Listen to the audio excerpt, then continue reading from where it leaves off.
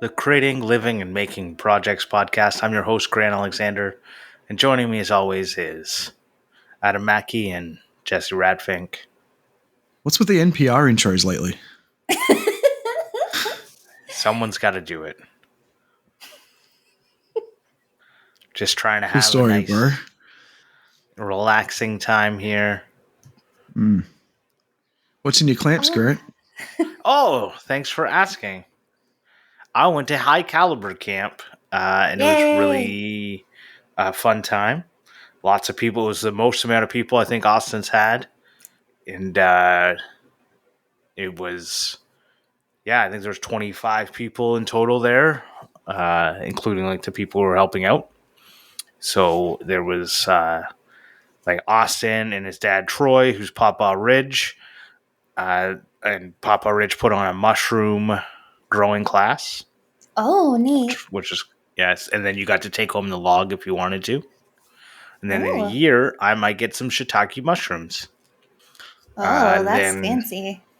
Yeah. Then what was so Austin did metal turning. You got to make your own center punch. Griffin Makes did leather working, and some people made belts, and some people made the small project was a lighter case, and I never made it to leather working. Dean Duplantis put on a exciting bag making extravaganza where he just like played it by whatever you want to do. You want to make a bag? How do you want to make a bag? We'll figure it out. And so everyone had a different bag, which was fun. The really fun part is he had bought a billboard, like the material that goes up on a billboard. They sell it as like tarp material later. So we got to like cut out pieces of a person. It was like a lawyer ad. So Lindsay Creative, who also put on a class that I'll talk about, had a bag that had a giant eye on it. Oh, I love that. Yeah, it was cool. Mine just kind of looks like a beer because it was like yellow with Of course it does. white at the top. It wasn't how I imagined it was going to look. It just ended up looking that way. So I was pretty happy with that. What else do we have? There was some blacksmithing going on, and Tom Moss from Moss Knives helped out with that. And then I also made some spoons, some brass and copper spoons. And Steve from Old School Pirate was doing wood turning. And I didn't make it into there. I went in there, and there was just too much going on, so I left, and I never ended up coming back. Lindsay put on a jewelry making class. She called it piercing, and when I saw it, I was like, I don't want to get my ears pierced. But apparently piercing is like the piercing saw. It just looked like a coping saw, but apparently it's different because it is. And we used a bench pin and cut out copper and brass, and it was really fun. So I cut out this like little 3-sided thing, and then I used the thing I cut out didn't turn out the way I wanted it to. I tried to bend it and make it look interesting, and it didn't work. So I took the center piece, like the piece that was going to be thrown out, and I put that on a piece of brass and riveted it together, and it looked really cool, and I lost it. So, oh no. And I didn't even get a picture of it because I was like going to take it home and like get a picture of it, but I didn't. But luckily Lindsay got a picture of it. So it was in my like one of my totes, and then she asked to take a picture of it, so I took it out of the tote and like was holding on to it, and then I think I put it on my like countertop in my trailer, and then I don't know, it's gone. The other part, the copper thing I made was on the floor when I opened up my trailer, but I couldn't find the brass and copper thing. So that was that all of the different. Oh, and Keith from Blackthorn Concepts did power carving. Oh, nice. Yeah. So that was, I think, all the classes that were going on that I took. But yeah, It was a lot of fun. I think there How was some much other did you stuff. document, and did you use your drone? So here's the sad part. Oh I did no. use my drone. It didn't crash or anything like that. But I had like the night before said, okay, I'm going to plug this in and get the batteries and see if they're charged. And they had like Mhm. 3 out of 4 things. So I said, okay, I'll plug it in and I'll pick it up in the morning and I'll grab my GoPro and I'll, the one I'm recording with right now. I was like, I'll grab my GoPro and I'll grab the batteries. And as I'm like getting ready, I'm like, I'm forgetting something, but I can't remember what it is. That feeling of like forgetting something, and I like walk throughout my house, up and down the stairs and all around, and I can't remember, I can't figure out what I'm forgetting. And I get there and I open up my drone and I'm flying it around, and the battery's kind of low, and I'm like, oh, I'll swap batteries. No. So you have to so my little G rant. So America likes to talk about how free they are and how much they can do whatever they want, and it only applies to guns. Because I Yeah. got there and I had to take a 30-minute course in order to fly my stupid drone. Yep. I couldn't even skip to the knowledge questions, which I went as fast as I could, and then got to the knowledge questions. And the stupid thing is, so I got one of them wrong, and it was just like guess again, and I was like, I guessed a different answer, and it was like, now you're right. You have a perfect score. I'm like, okay. It's not even like you can't fail, so it's not a worthwhile thing. Anyways, I just think it's silly because I could fly my drone. I live close to an airport, just like Austin does. I'm in a, for you can only fly so high area, uh, and yeah, I don't know. It was just silly that I had to take a 30-minute. No, it wasn't a 30-minute course. I just think it's silly. There's so much talk of freedom, and then there's always regulations on everything. Yeah, you're Where right. that It don't is that really only when it comes to guns. yeah. Honestly. So, anyways, it was fine. And then the other problem was I did all this like filming of Papa Ridge's like garden setup. I was gonna like share it with him because I was like, oh, I don't know if Austin has a drone, but I thought I'd like go in on his garden, went up and around, and flew Yeah. underneath some of his trellises and everything like that. And then I went to stop the recording, and it started recording. Oh no. Oh no. And then I was like, okay, well, I guess I'll do it again. And then it started doing the homing sequence and tried to fly itself into a fucking tree. And I was like, Jesus Christ. Because I was like near the blacksmith shop. And if you've been there, there's like trees in between the blacksmith shop and the open field. And it just was like, I'm homing now. And just took off trying to home. And I was like, you stupid fucking idiot. Now I get why it does it. Because if you're over like water, you don't want it to. But I don't know. I'm not like super familiar with the software yet. So maybe you can turn it off if you want to. But I did. Anyways, I looked back at the clips and I have like the first clip I took where I like flew around and like got my camper and all the camping set up, and that's it. Oh. So, Well, yeah. you tried. And then yeah, and I don't think there's a way to plug in the battery while it's in the drone, and I just was mad at myself, so I didn't even look. So that was what I did with the drone, and then the GoPro was here, but I did do some filming, not as much as I would have liked. But I don't know. I just kind of was trying to just figure out how to like I was trying new things. Mhm. That's what like my goal was there to try new things and stuff I hadn't really done before. So I didn't want to like spend the time filming, I guess. Anyways, yeah, it was a lot of fun. And I feel like there wasn't like one major big project throughout the weekend. So I didn't feel like there was a story for YouTube. The story would have been the whole weekend, but I didn't want it to be that. So I didn't want to make that story. It wasn't interesting to me. I'm sure someone could have made a really great story about it, but I couldn't make that into a story, so I didn't. But anyways, I had fun. I drove 6 hours into Pennsylvania and stayed at a truck, like an empty parking lot that trucks like transport trailers park at, beside a restaurant, because Colin from Colin Builds got hooked me up with that as the place near his house that would be free to stay at. Mhm. And yeah, when I went to bed at night, I was beside a transport truck. When I woke up in the morning, I was beside like 30 transport trucks. And what I felt like is that, how like when you're driving through a parking lot and you're like, yeah, finally a parking spot. And you go to pull into it and it's like a motorcycle. You're like, fucking little tiny thing. And that's why I was like, I bet you there was a transport truck that was fucking pissed that I was, here.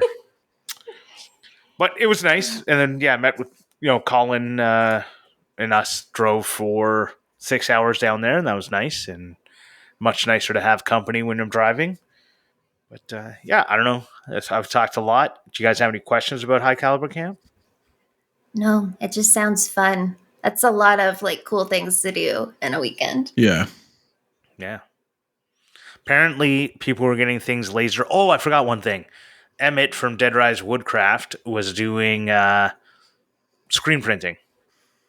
Oh, And one nice. of the cool things that they did, he made up some logos, but one of the cool logos that he made up was last year Austin's son wrote in like what did you do over the weekend or whatever into his class, and he wrote I was blacksmithing and I was forging metal, and it's spelled like metal is spelled MEDL.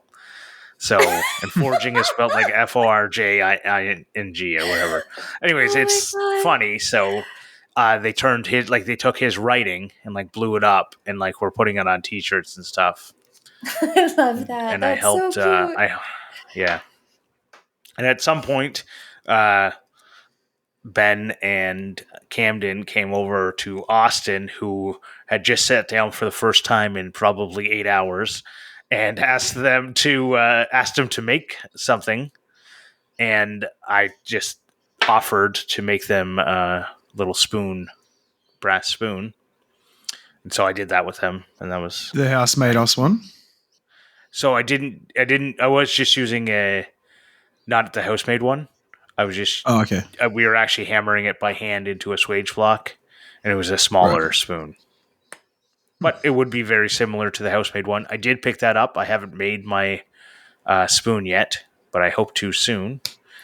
I was surprised at how thick the copper is on this little coffee scoop project, but I'm excited to make it. I also took home a sewing machine. So Dean had ordered 2 sewing machines to be delivered to Austin's place.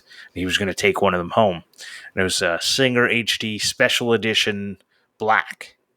And they were on clearance because they're black, I guess. People who get sewing machines don't want black ones. And I was I like, ooh, like the black white one. That's, ones. yeah. And the regular one is gray. And I was like, the black one's really nice. And he's like, yeah, it was on clearance. And I'm like, well, I want to buy that from you. And he's like, well, I was going to take it home. And I was like, yeah, I know, but I'm going to buy it from you. And it took till the very last night for me to convince him that it's cheaper for me to purchase something in the US because shipping is free. And he said, well, there's free shipping in Canada. And I said, yeah, but look at the price difference. And it was $214 or $216 to get it in the US shipped, and it was $294 in Canada shipped. So yeah, there was free shipping, but the price was more expensive. So he finally relented, and just I'm sure he ordered another one for himself, or he ordered something different if he didn't really want the black one. I don't know. But Yeah, that's honestly like a pretty nice looking machine. I have never have really I've had like olive green 70s ones and then just yeah. white ones. But yeah, this actually looks kind of nice. Yeah, so it's got all like the different things, like the zigzag stitching and all that stuff. That my machine's just a straight stitch that I currently have, Oh, which is fine. okay. But this is much nicer, and it can do. I think it can do 2 different rolls, like 2 different threads at the same time. I don't know. It was weird. It had 2 different Oh, nice spots that for you like could. top stitching, I guess. Yeah, maybe I don't know. And you don't have to flip it upside down to load the bobbin. You load it from the top, and I was like, "This is weird." I'm so used to like feeling like I'm gonna like crush my hand underneath the machine. So that's cool. But the only thing I don't like about it is my machine. The reverse is like a switch, Yeah. so I can put it in reverse at any point, and I can just go in reverse. And this one, the reverse is a momentary switch. So you have to hold it down Oh, with your see, that's hand. how mine is. Oh, Yeah. that's annoying. And Well, you most don't of like when reverse very long, so when I watched, so Christy was someone I watched, and I know she knows how to sew. When I watched her doing it, and it was like second nature to her. yeah. My thing is, I'm often like, I want to like reverse right at the start. I set it in reverse and then go forward, but I couldn't do that and hold the material together nicely. I have no idea how to sew, so I don't understand. Well, when you sew, you do what's called a lock stitch, and you have to like go forward and then go reverse, and then you go over top of your stitches so they don't come out. Right. So I never go forward first. I just put the fabric slightly deeper in the machine, Yeah, me too. reverse, and then go. Yeah, like I don't Right, know. but that's where if with mine that's what I do, but it's a switch. So I go in reverse and I can hold with two hands the fabric, go backward, go backwards, I don't switch it think I over, ever and then go hold it forward. with two hands. I think I've just been doing it so long. It's like I don't know. Well, if you like pin everything up and get everything, but like we were making stuff and I don't know, and all the material was like this billboard material, super slippery. So you you really had to like guide it, or else it would just Yeah. sit there and not move. Yeah, Which that's fair. happened a couple You'll need a times. non-stick walking foot for that sort of fabric for sure. Yeah. So, but it was it's really cool. I'm excited to use this new machine and do some of the different stitches because it's definitely one of the things that I've been lacking. Yeah, I don't know. Driving, I went home when I drove home. I did a 13-hour day. We left at like 8:00, and I got home at 9:30. Oh my gosh. Whew. Yeah, didn't even no stopping for dinner, just straight through. I hate those days, and I'm like realizing that I'm probably going to have some days like that depending on where we move. I actually like if you're moving, you can take your time. You can, and I get it. You probably won't, but you can. And if you really want to see like sights or anything along the way, like 4 hours of driving is probably the right amount. Because you can do like 2 8 hours minimum in a day. Yeah. Then you're not going to be able to see any sights. No. You're just going to be done.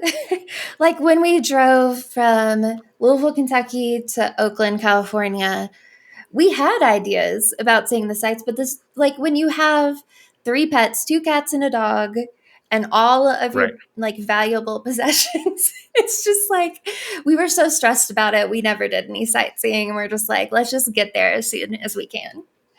Right. And that's exactly. There's a couple times where like something was like on the highway sign saying, attraction this whatever, and I was like, ooh, I'd like to stop there, but I never did because Man Shark like, Factory. I just want to get home 1 kilometer ahead. Yeah, no, I know the land shark in Canada is brewed in Waterloo because land shark doesn't actually have their own.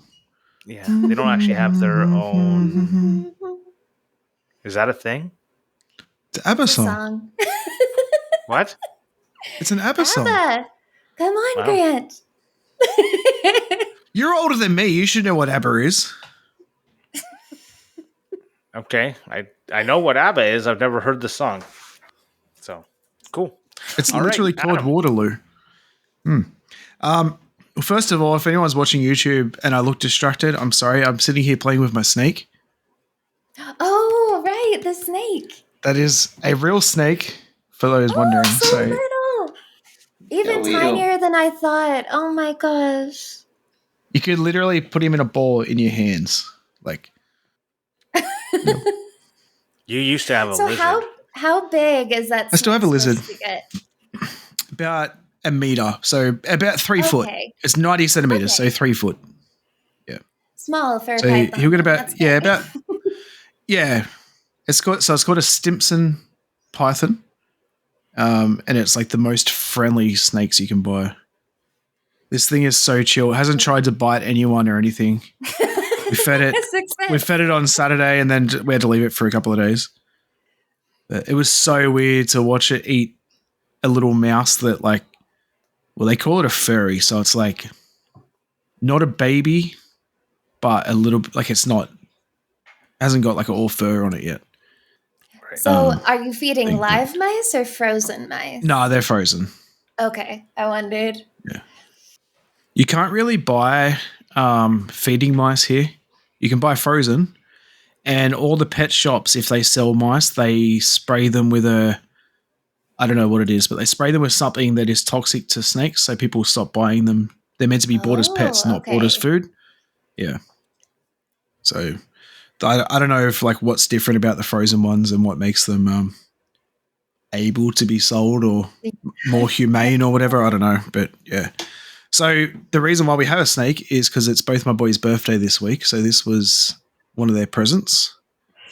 So we got them a snake, which was cool. So my son's birthday, he turned 8 on Sunday, and my other one turns 4 tomorrow. Oh, wow. And then, yeah. And the only other thing I've been working on is I have to put pictures on Instagram, but we bought, do you know what acoustic board is?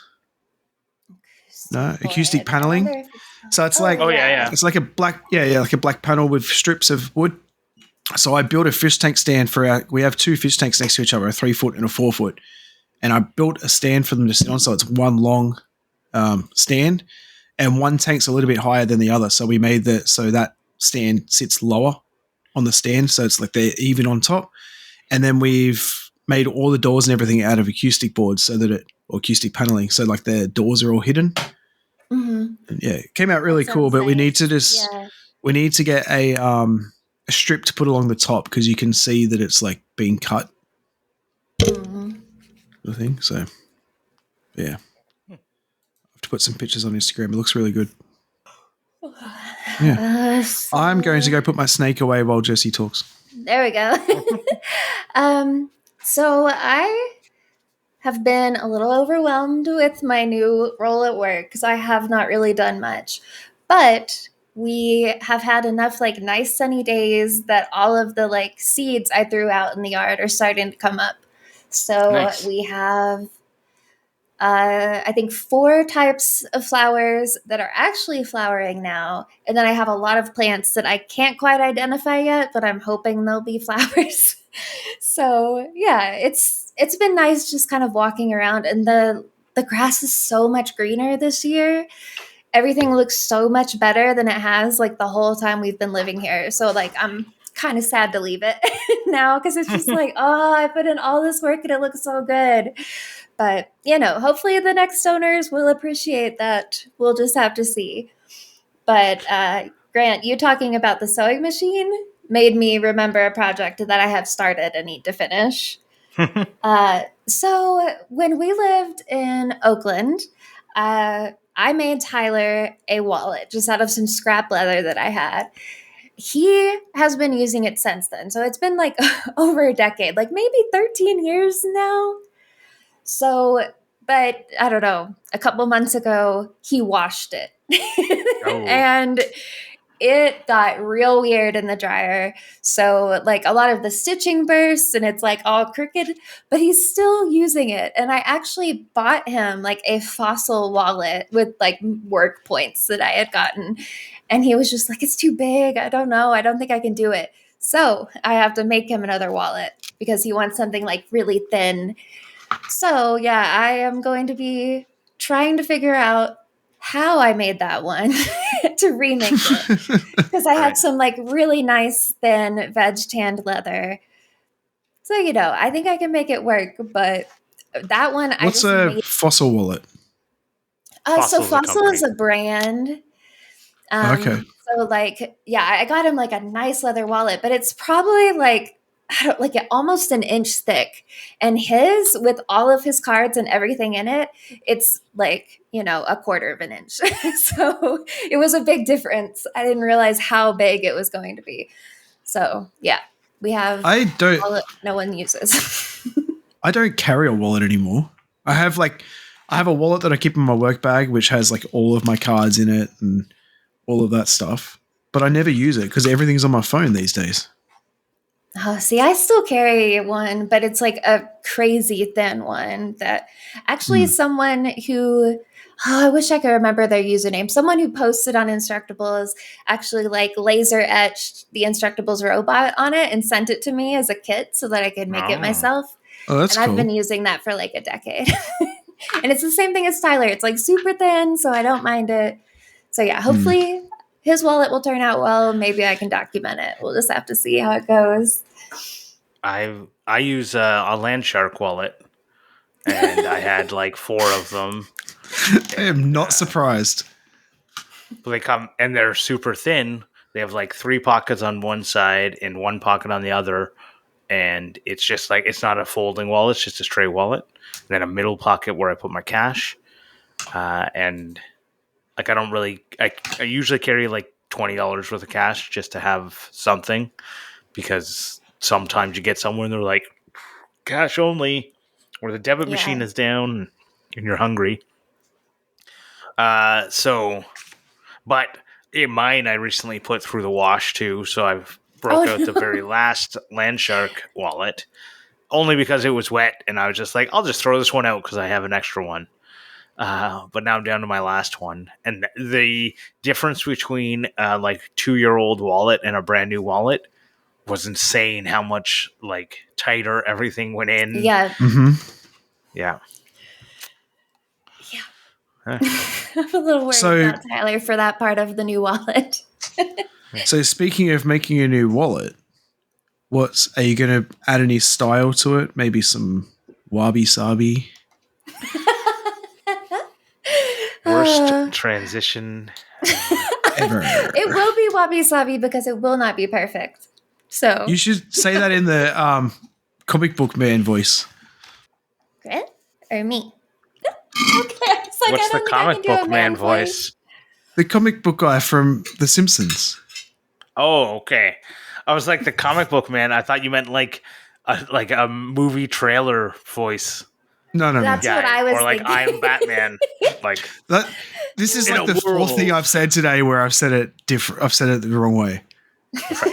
In a world in the future where people's wallets go through the washing machine, Jessy Ratfink will be making a new one. And it will be Wabi-sabi. There we go. Okay, but I was talking about worst transition ever. In a world where Adam tries to transition topics, and it's always the worst transition ever. You clearly don't know The Simpsons. No, I don't. But regardless of that, I was going to go with the trailer voice for the fun, because that's what I thought you were trying to tell me to do. No. The comic book guy, he has like worst comic ever. Okay. I don't know how he says it. Me either. So anyway, glad we went down that. Back to wabi-sabi. Wasabi. Yes. So Jessy, how about you do that transition that you said that you were going to do to introduce the topic? Brett thinks I'm going to edit this out. It's not going to happen. No, I don't.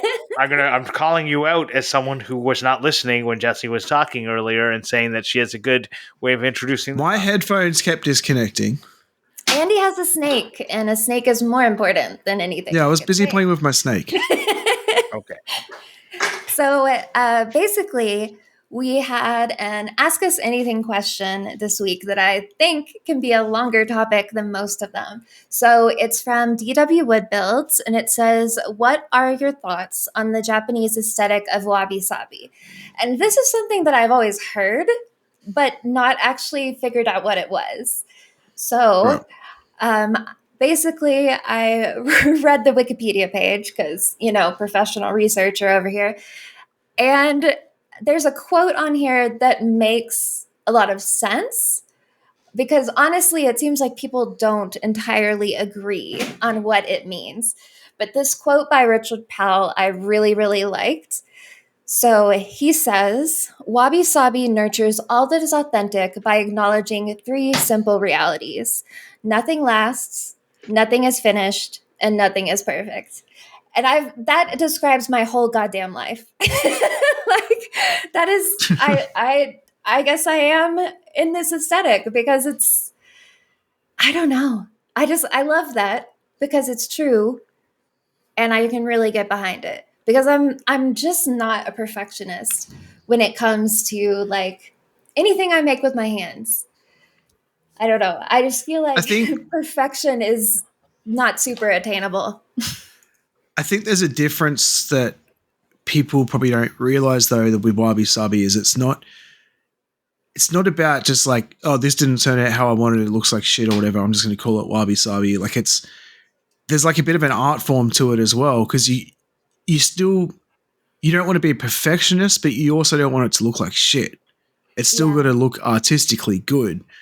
And I think it's definitely something that I've thought about a lot because if something's handmade, you want it to look handmade. If it looks like it was made by a robot, it doesn't look handmade. It just doesn't have the same aesthetic. Mm-hmm. So one of the things when Keith was like teaching the power carving and he was talking about it, he was saying how he was talking with some people who had like gotten their spoon carving down to like a science and made all these jigs and started making really perfect spoons. Mm-hmm. And he said they couldn't sell them. So they got rid of their jigs and went back to ones that looked handmade, and they were able to sell lots of them. And I think it comes down to that, you know, maybe it's wabi-sabi, maybe it's just a human nature thing that we actually, like, I'm not willing to pay a premium for a human-made thing if I think a robot made it. Exactly. Yeah, yeah. Well, and that's so another part that I think is pretty interesting here. It says characteristics of wabi-sabi aesthetics and principles include asymmetry, roughness, simplicity, economy, austerity, modesty, intimacy, and the appreciation of both natural objects and the forces of nature. And I think there's something in there like if something is so perfect, it sort of takes away from the naturalness of it. 100%. I really love seeing the grain of wood and the natural curves that happen with carving. Like, I don't know. There's something there. Something there about nature, I think, that is important too.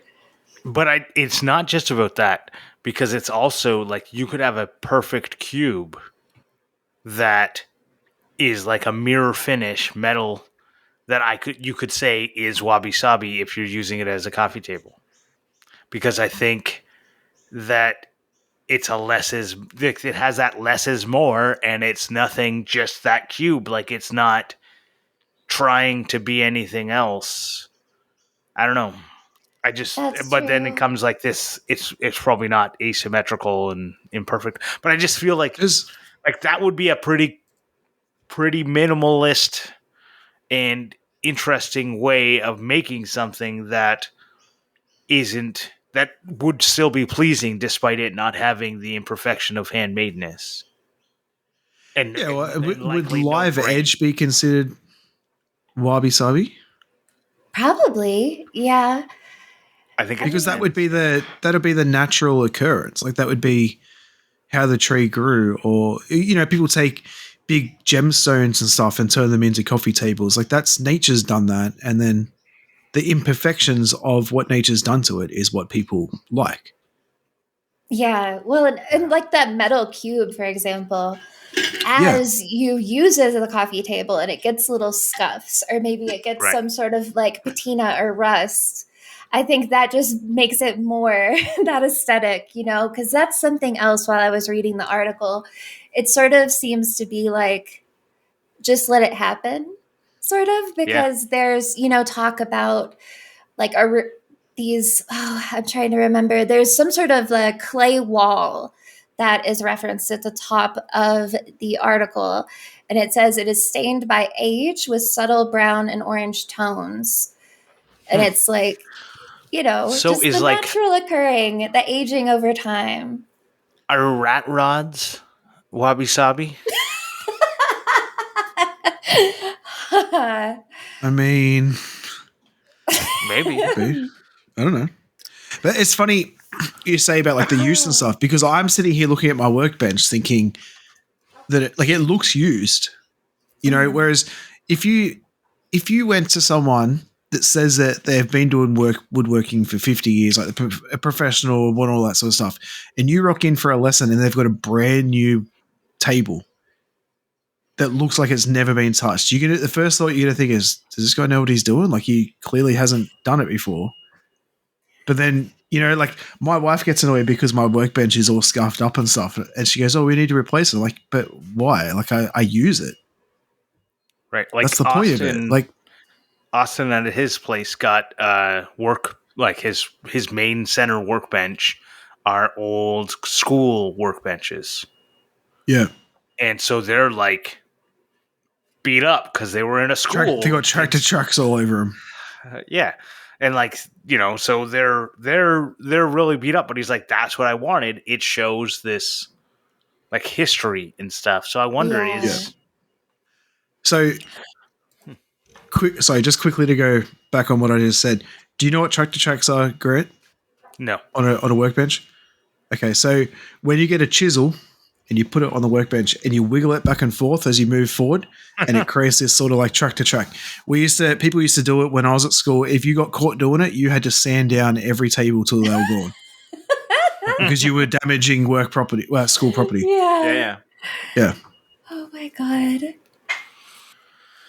So I've been looking at rat rod pictures now. Of course. And I think it could, because a lot of them have like the natural rust and the age that's just covered with like a clear coat.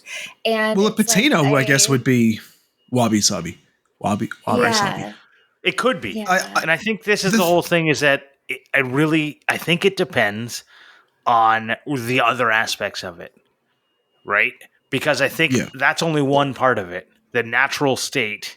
Like having a live edge table, but then having an ornate base would not be wabi-sabi, I think. I don't know. I'm not an expert. I heard the term before. Well, that's the thing. Can it be elements, or does it have to be the whole thing? So, because I think it can just be elements, because one of the quotes here about like wabi-sabi art is that it is flawed beauty. So like, I think if just one part of it is, traditionally not perfect and beautiful, like it could qualify. So just quickly on the rat rods, I think because there's two different types of rat rods in a way. Like, you can build one to perfection, or is that still called a rat rod? Like a tea bucket? Yeah. That's like built like beautifully. Or you get someone that like literally welds a chain to be straight for the gears, like to make it look ratty and shitty. But yes, okay, so anyway, away from that, would filling knots would be the natural beauty. Filling knots with epoxy be wabi-sabi? Because it could be if it like enhances. You're enhancing those flaws that you said. Right, but sometimes you fill the knots to get rid of the to try and disguise it, because you fill it with like a black epoxy or whatever. Right, is Kintinsu or whatever it is, the gold. Oh, what is that? What is it? Kintsugi. Oh no, that sounds kind of right. The art of kintsugi or something like that. It was just like the gold where you like smash pottery and put it back together with gold. Yes. Okay. Yeah. Kintsugi. Yeah. I've never heard of it. I guess. Yeah. That would definitely, be wabi-sabi, I think. I suppose you've probably come across this a little bit with the glass stuff, Jessy, because you would have like doors that you could buy from Bunnings or Lowe's or whatever you use over there that would be cut with a machine and built with a machine with the stained glass like window in the door. Whereas you get someone that's handmade one in a door would be like, to me, more appealing. Yeah. And that's something I keep thinking about is like wanting to make like custom additions to windows and doors using Yeah. glass now that I know how to do it, because there's just, I feel like you could really change the whole aesthetic of a house just with glass work, which is pretty interesting to think about, but like also project that would probably never end for me. Yep. Yeah. Could you imagine going to someone's house and every single window is just made of stained glass? It would be so rad. Well, and one of the books that I bought by Neil Cooper, she actually made a stained glass greenhouse. And it is like absolutely beautiful because it's all sorts of different patterns and florals and just sort of like mix and match tiles almost. Now I want one of those as well. Cool. You can make a mini one. Yeah, I'm probably going to have to do that first because I haven't done any 3D, stained glass yet. And I know that is a little complicated. So I probably would need to do something like pretty small at first. I keep scanning this Wikipedia article for more like quotes and stuff that make sense in my head. So I think that to answer the question, it's like, what are our thoughts on Wabi-sabi? It's like such a broad question. I think that much like everything else, there are things about it that I like and things I don't. Well, much like everything else, it has its place. I don't even know if that's an 100% accurate for me. Because I would say, like, there's going to be things that are wabi-sabi that I like and things that are wabi-sabi that I don't. And I think I don't like to throw labels on things, even when the label itself is undefinable according to most people. Okay, but to go, so you don't like the look of things that are deliberately made to look rough? Like you don't like the look of rat rods? Sometimes I do. Sometimes I don't. So there's a place for it. No, because like saying there's a place for it would mean that there's there are ones that there's an area that anything goes there that's wabi-sabi. And I would say no. I would say there is.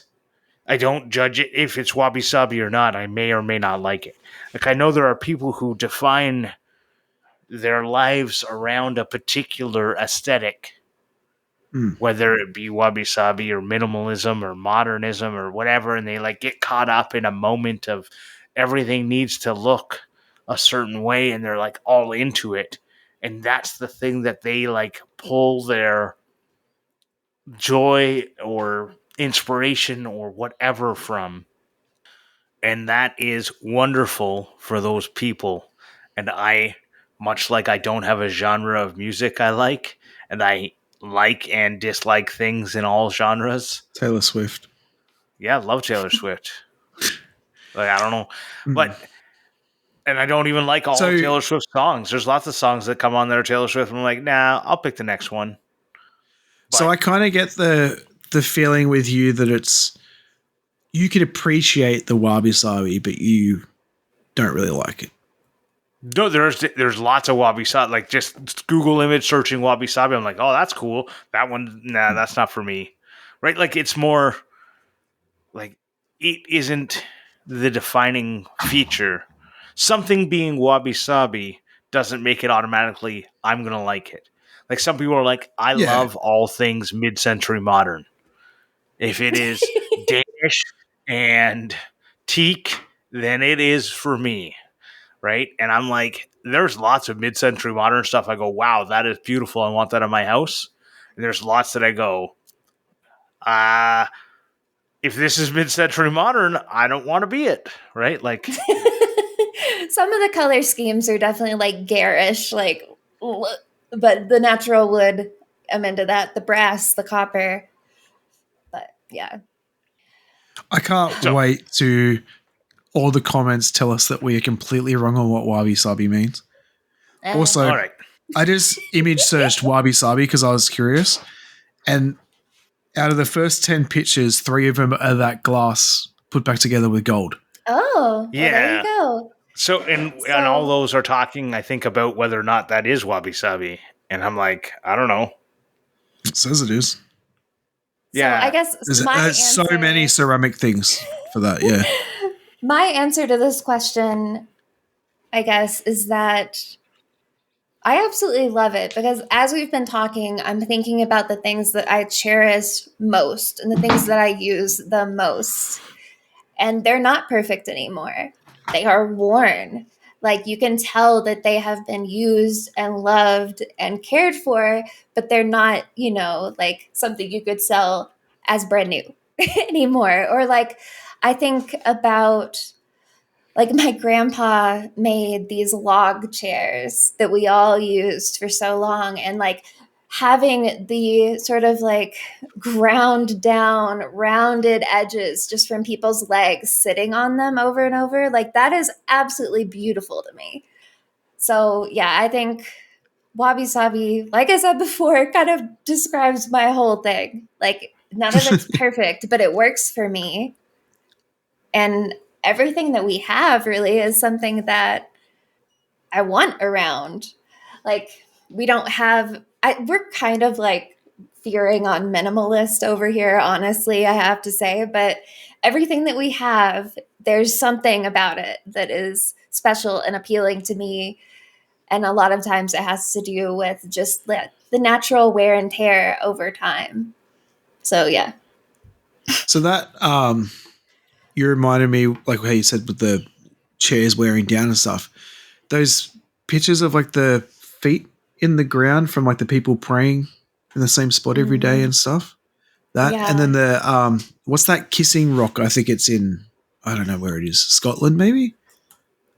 Scotland or Ireland? Oh no. Yeah, maybe Ireland. Yeah, but like it's like worn away from everyone kissing it and stuff. Well, go look Blarney at a Stone. bronze. Yeah, go look at any Blarney bronze Stone. statue with boobs. You got inverted nipples now. No, all these. So there's tons of bronze statues with bosomed ladies, and they are often very polished around the areas that you would expect. Interesting. We had the town over from us, they put statues up on this like corner of like a shopping thing one day, and someone took the heads off them. We just can't have nice things. No. What were the statues of? A family? Just a random nothing family? As far as I know, it was just random. Oh, okay. I don't know any law behind it or anything, but yeah. No, what I mean is, yeah, like sometimes it's like, Yeah, I don't know if it was like someone special or anything. Not like special like our Patreon supporters, especially the F-Clamp level one, Scott from Dad Yourself DIY, David Wood from DW Wood Builds, Brad from I'm Gonna Make, and Chad from Chad's Custom Creations. One thing I want to say, as I've noted last week, we're coming to an end. We're not gonna be charging anyone anymore, but stick around if you want access to all the content. But what I'm going to ask all the listeners out there, not just the Patreon supporters, is to send us voice clips of either like talking about your favorite part of the show or what clamp meant to you, and we will wrap those up into an episode in the future. There's 5 left.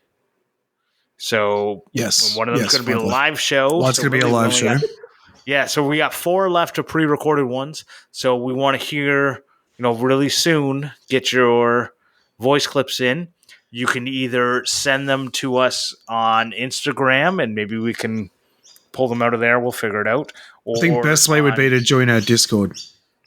You can do it on the Discord. Yeah, join the Discord in the place that we're going to be not there anymore. Or you can send it over to theclampcast@gmail.com. That again is theclampcast@gmail.com. Send us a recording there, and we'll be able to get it, no problem. I'm not planning on closing the Discord. I'm not talking about that. I just thought we're not going to have a latest episode discussion to happen every week like we No. currently do. But if you want to send it. The best would be to send it to our Gmail, or go on our Discord and DM us there, or DM us on Instagram. But we will take them anyway. We'll figure a way to get them out of the phones and into the computers and do all the digital ones and zeros to make it so that we can play it. So if you want to talk about Clamp, we would appreciate it. And, talk about what it meant to you, or where you listened, where you found out about us. Something you want to say about it. We'd really appreciate those. And we'll play them in a future episode. And now it's time for recommendations. I didn't mean to push that in. That was almost perfect I timing. bumped the trackpad. All right, I'm not doing them anymore, so go ahead. Me neither. Oh no! See, I didn't come up with one. Okay. All right. Okay, we're not doing them anymore. No, we won't do one this week. No. No more Clamp. No more recommendations. You know what I'm going to say? Everyone needs to go check out High Caliber Craftsman Builds on Instagram, Facebook, and YouTube, because he was a very nice host. There we go. Okay. Jessy, so since we used it as a topic, what's our question for the week? Oh. Did you get another one? No, we don't get another one. We don't need We don't get another one. All right. I want to thank TF Turning for the theme song. We were supposed to have something new and exciting, and then we told him that we were quitting the show, and he said, well, I'm not going to waste my time doing that anymore. So, anyways, you guys should all check him out. And if you need a theme song for your show and you don't want to use whatever comes with the iMovie, which I hear in so many places, you should message TF Turning. Maybe even give him some money to do it. Not that we ever did, but anyways. Bye. Goodbye. Bye.